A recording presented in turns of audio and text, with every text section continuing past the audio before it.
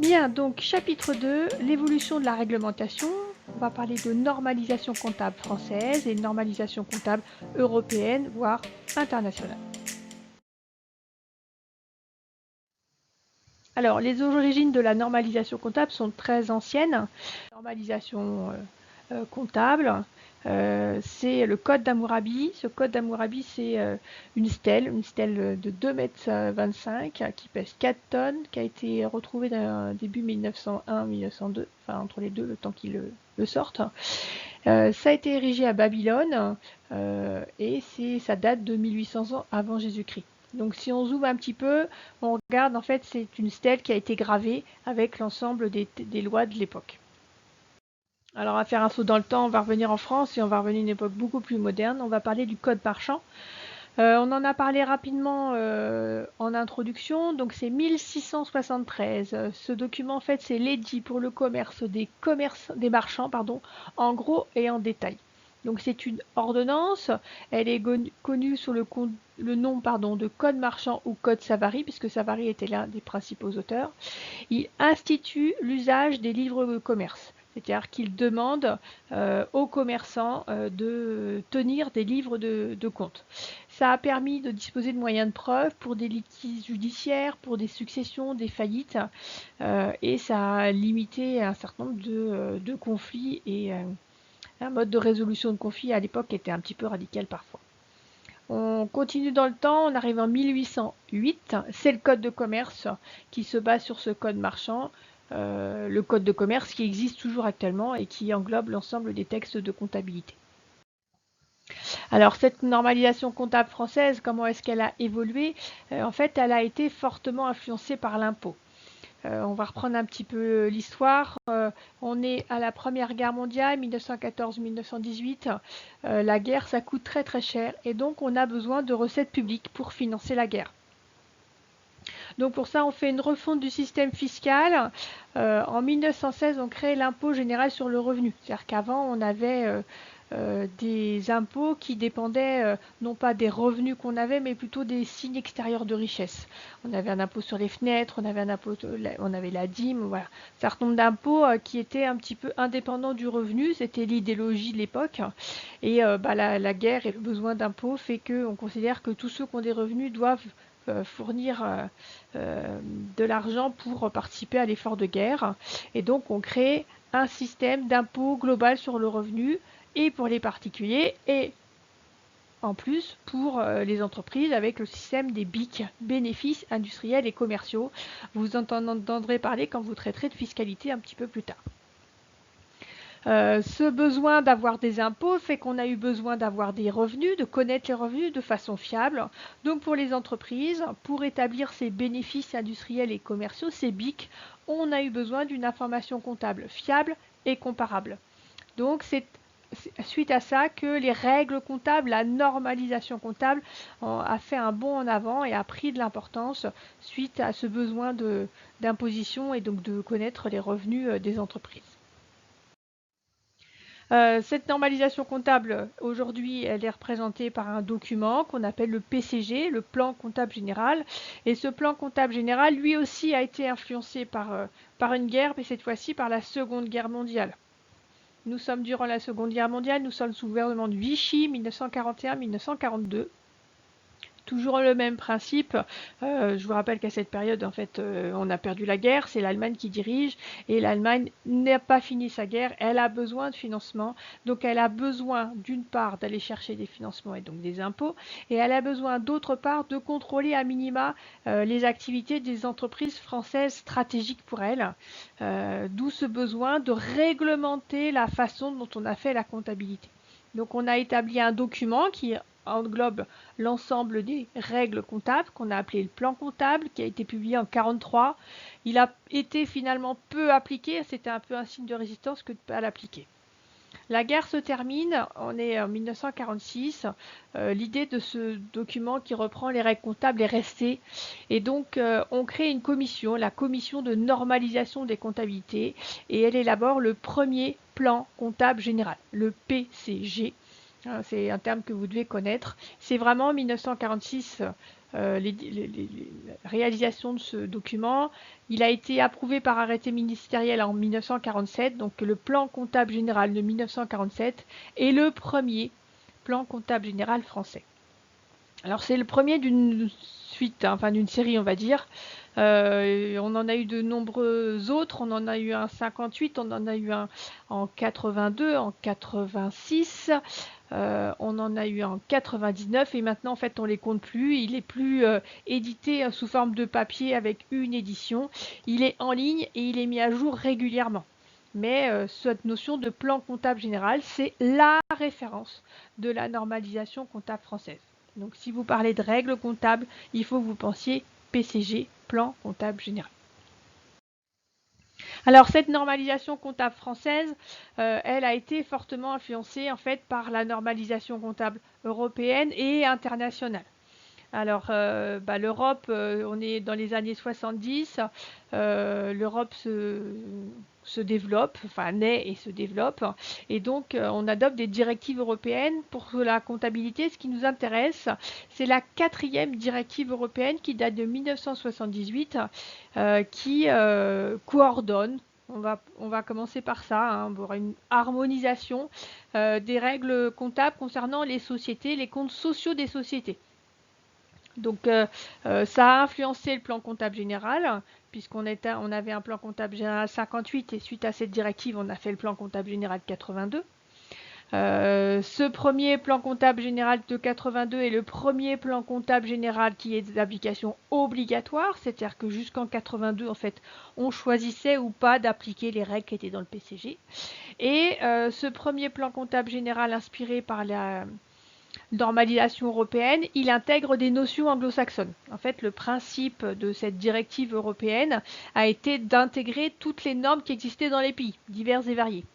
Avec des notions un petit peu différentes quand même, qui avaient évolué avec une histoire du droit un petit peu, une culture juridique un peu différente, avec d'un côté les anglo-saxons avec une culture de droit parlé, coutumier, hein, en fait on raconte les histoires où on fait des procès et c'est les décisions de justice qui font le droit, alors que le droit romain, le droit français entre autres, on est plus dans un droit écrit où on écrit les règles et après on va expliquer les règles et s'il y a un souci on aura des procès.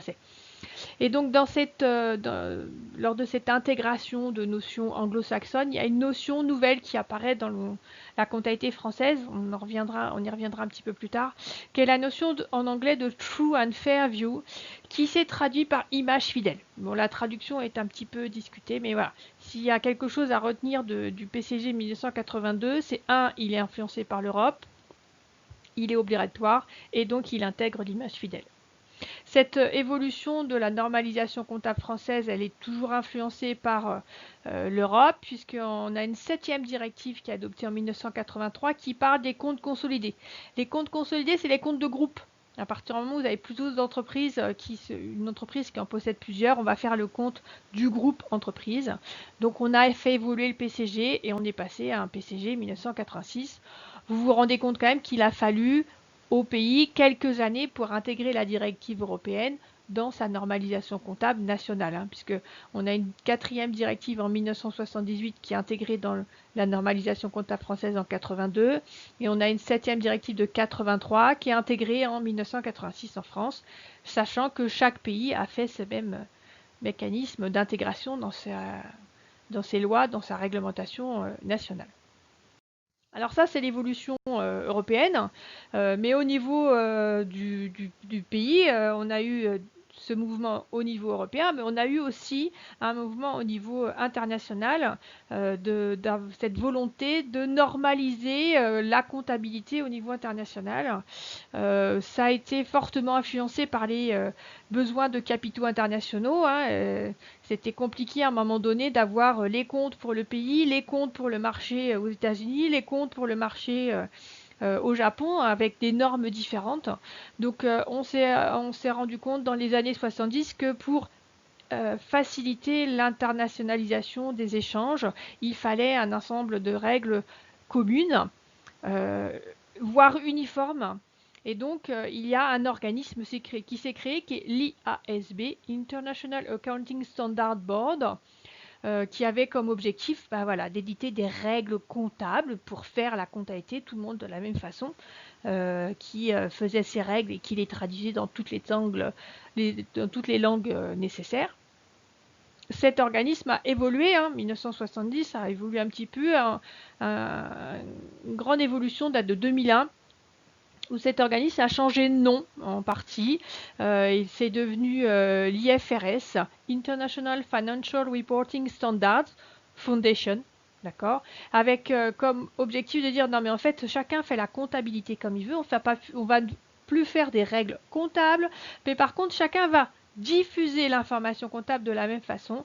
Donc ce changement de nom va aussi avec un changement de paradigme, de dire on va maintenant réglementer la façon dont on va diffuser l'information comptable. Donc c'est un organisme de normalisation de l'information financière. Au même moment de cette évolution de la comptabilité internationale, en fait, notre PCG a évolué pour intégrer cette internationalisation des normes comptables. Et donc le PCG influencé par cette évolution, c'est le PCG de 1999, avec une refonte importante et une refonte qui est celle qu'on a aujourd'hui, une organisation du plan comptable qui est celle d'aujourd'hui, qui a été fortement influencée par ce phénomène d'internationalisation et en particulier cette influence anglo-saxonne. Depuis 1999, notre PCG évolue de façon générale, de façon courante. Il n'y a pas de grande évolution de ces dernières années. Il y a eu des évolutions jusque dans les années 2010-2012. Depuis, ça se stabilise un petit peu. Il y a des évolutions à la marge. Comme il n'y a plus de publication de PCG, en fait, tout est en ligne et l'évolution se fait au jour le jour. Alors, qu'est-ce qu'il faut retenir aujourd'hui, c'est cette normalisation comptable française. Il y a un organisme qui fait les règles comptables. Ça s'appelle l'ANC, l'Autorité des normes comptables. Cet organisme a été créé entre 2009 et 2010. Il y a une ordonnance en 2009 et un décret en 2010. Il remplace des organismes précédents qui étaient le Conseil national de la comptabilité, le CNC, et le Comité de la réglementation comptable, le CRC. Le fonctionnement est un petit peu identique à ce qu'il y avait précédemment. L'autorité des normes comptables, c'est un collège de membres qui constitue des commissions spécialisées, un comité consultatif. C'est-à-dire qu'on va prendre ce collège composé de 16 membres qui représentent l'ensemble des tiers de l'entreprise. On va avoir des experts comptables, des commissaires aux comptes, des représentants du ministère du Budget, du ministère de l'Économie, du ministère de l'Agriculture, de différents ministères, des représentants des marchés financiers, des banquiers, des organisations syndicales. Donc l'objectif de cette autorité des normes comptables, c'est de représenter l'ensemble des intervenants qui sont intéressés par les documents financiers des entreprises et puis de faire évoluer pour que la réglementation puisse aider les comptables, les entreprises à éditer leurs comptes. Quelles sont les missions aujourd'hui de l'ANC? Ces missions, elles sont au nombre de 3. Premièrement, elle va donc établir des règlements, des prescriptions comptables générales ou sectorielles, c'est-à-dire pour toutes les entreprises ou pour des entreprises particulières, des associations, des entreprises culturelles, du monde agricole, enfin un petit peu plus spécifique. Nous, on ne traitera, nous, de la comptabilité que générale, on ne verra pas de comptabilité sectorielle. Deuxième mission de l'ANC, elle va donner un avis sur toute disposition, qu'elle soit législative ou réglementaire, à partir du moment où il y a des conséquences comptables. S'il y a une nouvelle réglementation sur déduction d'impôts, quelles sont les conséquences comptables, comment est-ce qu'on va l'enregistrer, etc.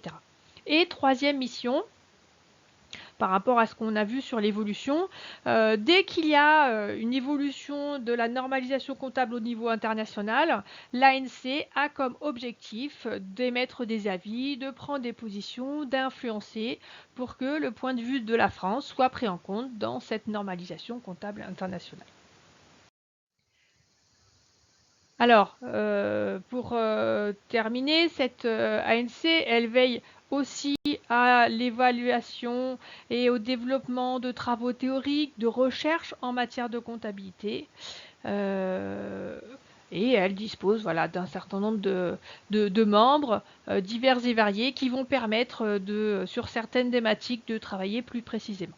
Donc si vous voulez en savoir un petit peu plus, vous pouvez aller vous rendre sur le site. C'est un site en français. Vous allez voir un petit peu quels sont les thèmes d'actualité, sur quoi un petit peu on travaille. Il travaille, pardon. Alors, cette ANC, on a dit avant c'était le CRC, CNC a donc édité un document qui est très important, c'est le PCG, Plan Comptable Général.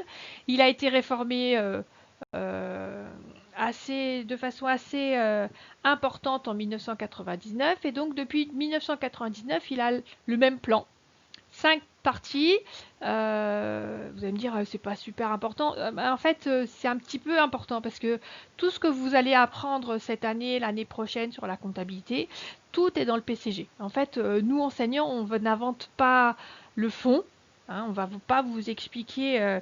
On ne va pas inventer la comptabilité, on va essayer de vous expliquer comment le faire, on va mettre de la pédagogie dans quelque chose qui est déjà écrit de façon plus ou moins claire dans un document juridique. Donc il y a une première partie dans ce plan comptable général qui est l'objet et les principes de la comptabilité. À quoi sert la comptabilité? Quels sont les grands principes comptables? Quels sont les recommandations à donner aux comptables? Quels sont les principes, les métanormes? Le titre 2, c'est des définitions, et c'est des définitions de termes basiques qui sont fondamentaux. Ça définit ce que c'est qu'un actif, un passif, des produits et des charges. On va y revenir, évidemment, mais ça, c'est 4 définitions qu'il faut connaître et qui sont très importantes. Le titre 3 traite des règles de comptabilisation. Comment est-ce qu'on comptabilise? Comment est-ce qu'on fait de la comptabilité? Pour quelle valeur? C'est là que est issu en fait l'ensemble de ce qu'on va vous apprendre en partie. Le titre 4, c'est comment est-ce qu'on fait fonctionner un compte. Donc on en a vu rapidement, on va revenir dessus de façon plus précise et plus pratique. Et le titre 5, c'est les documents de synthèse. Je ne vais pas trahir trop de secrets, c'est entre autres, hein, il y en a plein d'autres, mais bilan, compte de résultats. On en parlera un peu au premier semestre et on en reparlera surtout au second semestre. Ça va, vous suivez toujours? Alors, aujourd'hui, cette normalisation comptable, on peut considérer qu'on va un petit peu au-delà et on peut considérer aujourd'hui qu'il existe un droit comptable en France en tant qu'ensemble organisé de règles, de principes, d'idéologie. Ça constitue un petit peu, comme vous verrez en droit, en introduction au droit, vous verrez certainement la pyramide des sources de droit. Voilà un petit peu cette pyramide du droit comptable français aujourd'hui. Avec à la base, alors quand je dis la base, c'est pas le plus important, mais c'est le plus pratico-pratique. Je suis dans l'entreprise et dans l'entreprise, je vais mettre en place des procédures comptables détaillées. C'est-à-dire, grosso modo, quand vous ferez un stage ou quand vous irez en entreprise ou en cabinet, on va vous dire, voilà, étape 1, tu vas noter la date de la facture. Étape 2, tu vas noter le montant de la facture. Étape 3, tu vas noter le fournisseur de la facture. Hein, donc c'est quelque chose de très détaillé et qui est adapté à chaque entreprise. De façon plus générale, pour aider à ces procédures, il existe un certain nombre de règles et de méthodes comptables de base qu'on va essayer de vous enseigner. Hein, c'est ce qu'on va essayer de vous enseigner cette année. Ces règles et ces méthodes comptables de base sont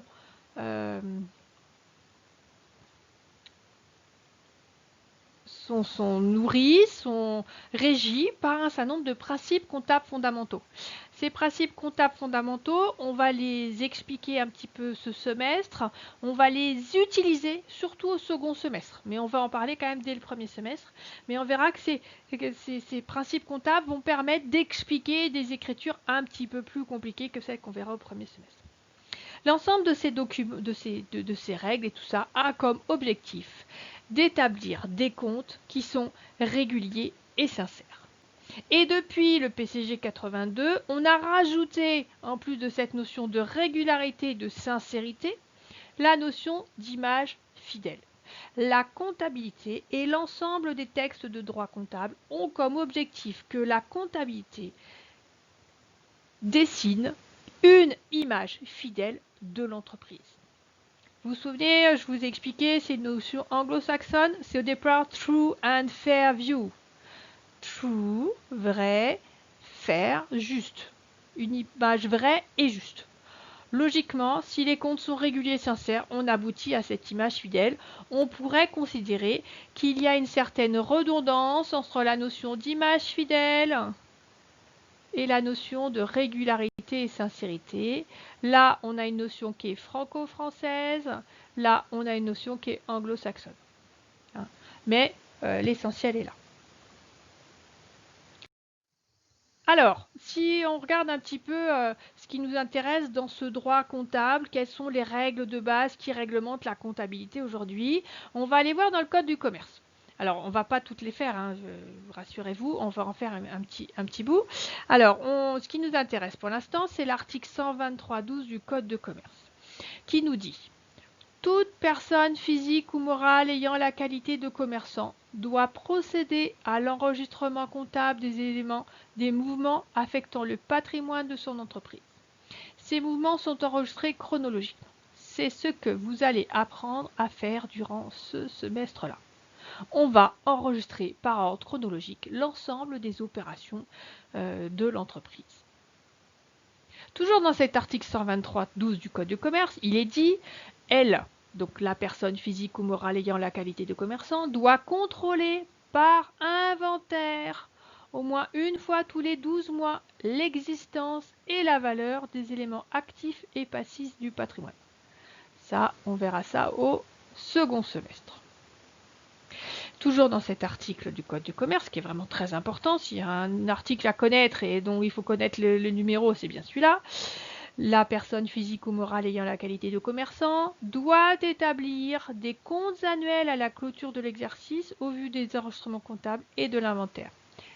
Ces comptes annuels comprennent le bilan, le compte de résultat et une annexe qui forment un tout indissociable.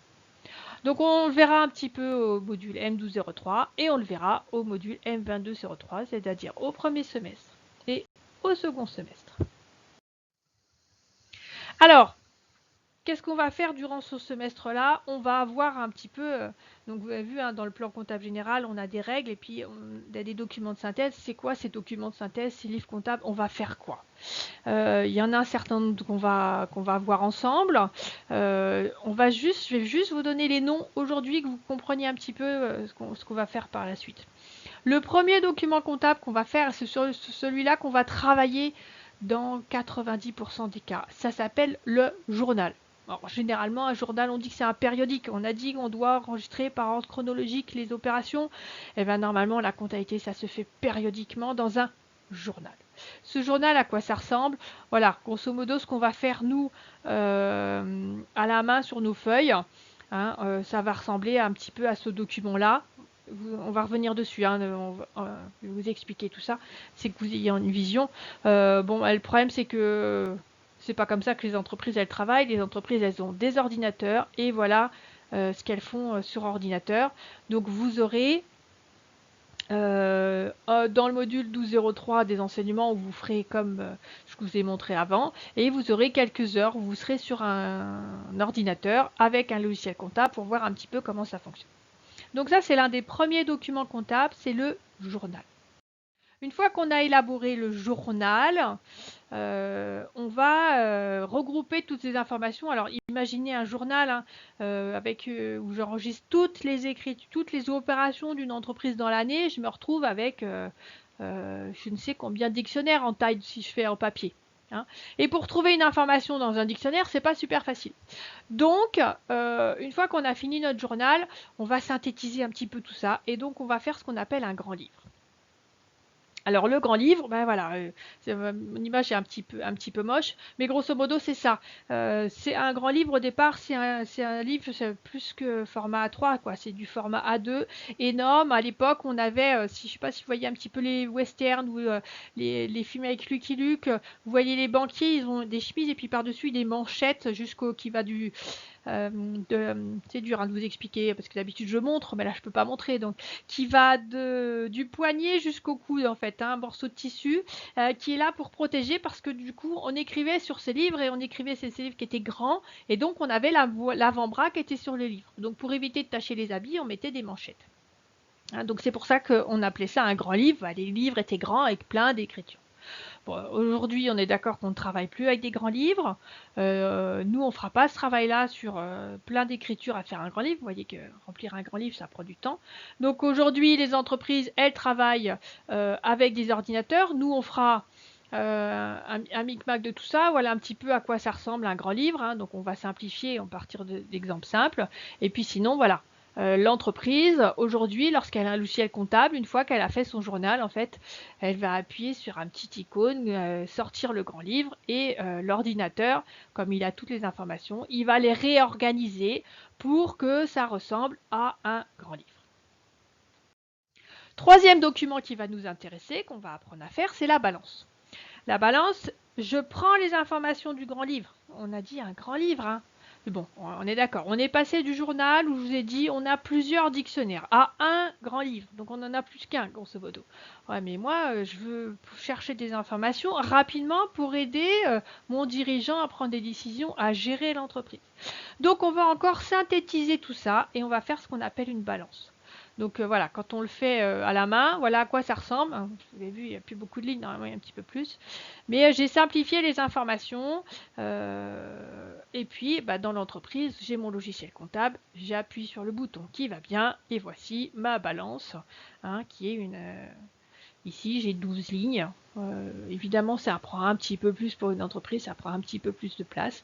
Mais voilà, tout est informatisé aujourd'hui et on gagne énormément de temps puisqu'avant, il fallait tout faire à la main, recopier les informations dans le journal, puis dans le grand livre, du grand livre à la balance. Et donc, une fois qu'on a fait tous ces documents, on va établir les états financiers de synthèse qui forment un tout indissociable, le bilan, le compte de résultat et l'annexe. Premier document, on en a déjà parlé. Il s'agit du compte de résultat. Colonne de gauche, les charges. Colonne de droite, les produits. Donc ça, vous devez savoir que dans le compte de résultat, à gauche, on a les charges. À droite, on doit avoir les produits. Il faut que vous l'appreniez, que ce soit inné chez vous, pas trop réfléchir avant de répondre.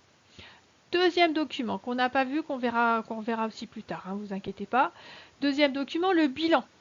Dans ce bilan, colonne de gauche, à apprendre par cœur, pareil, actif, colonne de droite, passif. Je vous expliquerai ce que ça veut dire, comment ça fonctionne, etc. On verra ensemble. Et on a dit il y a 3 documents, compte de résultat, bilan et annexe. Annexe, voilà. Annexe, on a un document qui est rédigé avec des pages et des pages qui vont expliquer pourquoi dans tel document on a fait, on a mis tel montant, qu'est-ce qu'on englobe dedans, quelle est la règle de calcul qu'on a pu utiliser, comment est-ce qu'on a organisé les choses. Donc voilà, on a vu un petit peu ensemble l'évolution de la normalisation comptable, l'évolution des documents tels qu'ils sont aujourd'hui jusqu'aux documents qu'on a aujourd'hui dans l'entreprise. À vous de prendre le temps de relire de réécouter cette vidéo si besoin, du vocabulaire à connaître, des connaissances à connaître et plus tard un petit QCM pour valider tout ça. Voilà, bon courage à vous.